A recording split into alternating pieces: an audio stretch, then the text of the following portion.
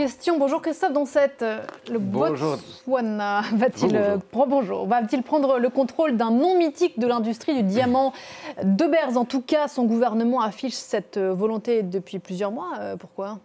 Alors De Beers, c'est plus qu'une entreprise pour le Botswana, c'est le symbole de sa richesse et peut-être aussi aujourd'hui de ses fragilités. Tout commence à la fin des années 1960. Le Botswana vient tout juste de devenir un pays indépendant. C'est alors l'un des pays les plus pauvres du monde aussi. Et puis un gisement de diamants est découvert à Orapa, qu'on va voir sur la carte, dans le désert du Kalahari. On est en 1967. C'est la plus grande mine du monde encore aujourd'hui. Et puis un deuxième gisement est découvert quelques années plus tard, en 1971, à l'Etakane. C'est tout près de là, ou encore à Jwaneng en 1973. Des découvertes qui vont intéresser le plus grand groupe de diamantaires du monde. Oui, à l'époque, De Beers, c'est déjà une légende. C'est un groupe fondé à la fin du 19e siècle par un certain Cecil Rhodes. Le groupe a longtemps contrôlé près de 80% du marché mondial du diamant, connu aussi pour son slogan lancé en 1946, « Un diamant est éternel ». Un slogan qui va d'ailleurs inspirer le livre, puis un film de James Bond.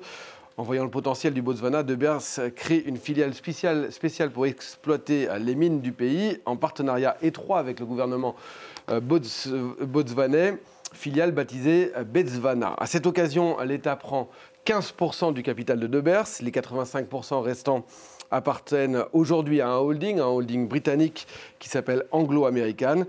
Ce mariage, il va transformer le pays en quelques décennies et il va devenir l'un des pays les plus prospères d'Afrique avec une croissance solide, des routes, des écoles, un système de santé performant, tout cela financé par les diamants. Sauf qu'aujourd'hui, ce partenariat historique est remis en cause. Oui, car les temps, ils ont changé. Les prix des diamants se sont effondrés depuis 2022, effondrés de plus de 50%, selon les chiffres de l'index Bloomberg, qui calcule un prix moyen pour un carat de diamant. Alors, vous savez que le prix du diamant, il dépend de plein de choses, de la taille. Donc là, le carat, c'est environ 0,20 grammes. Ça dépend aussi de la clarté et d'autres critères. Eh bien, ce prix, il est passé de près de 7 000 $ début 2022 à moins de 3 000 $ aujourd'hui. La demande mondiale, elle ralentit, notamment en Chine, et puis surtout en raison de l'essor des diamants de synthèse qui ont complètement bouleversé le marché en cassant le prix des pierres naturelles. Résultat, De Beers traverse l'une des plus graves crises de son histoire.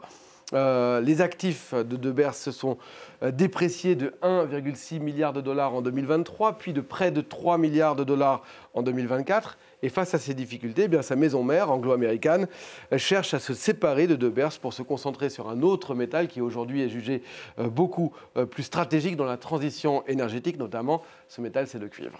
Et voilà donc le Botswana qui se positionne pour le rachat. Exactement, le pays détient, on l'a vu déjà, 15% du capital de Beers. Il veut désormais devenir majoritaire, c'est-à-dire monter à plus de 50%, car le diamant, c'est le cœur de l'économie botswanaise, environ 30% du PIB, plus de 80% des exportations. Alors pour Gaborone, il s'agit d'une question de souveraineté économique, de contrôler non seulement l'extraction, mais aussi la taille, la vente, la transformation des pierres, afin de remonter dans la chaîne de valeur et de capter davantage de richesses localement. Sauf que pour racheter, il faut de l'argent et les caisses de l'État, notamment en raison de la chute des cours du diamant, sont désespérément vides. Tout cela pose la question maintenant, est-ce que le gouvernement a assez d'argent? Il faut plusieurs milliards pour s'offrir cet actif stratégique. Du coup, le retard dans la conclusion de l'accord interroge? Oui, puisque le gouvernement botswanais espérait finaliser l'opération avant la fin du mois d'octobre 2025. Or, nous sommes le 3 novembre, la date est donc dépassée et ça laisse planer un certain suspense sur la conclusion de l'accord, surtout que des concurrents commencent à se faire connaître. Selon Reuters, par exemple, l'Angola, autre grand producteur africain, aurait aussi déposé une offre pour acquérir une part de Beers. Luanda rêve de reproduire le modèle botswanais, à moins que les deux pays fassent front commun, fassent alliance et rachètent De Beers ensemble. Affaire à suivre donc. Merci beaucoup Christophe.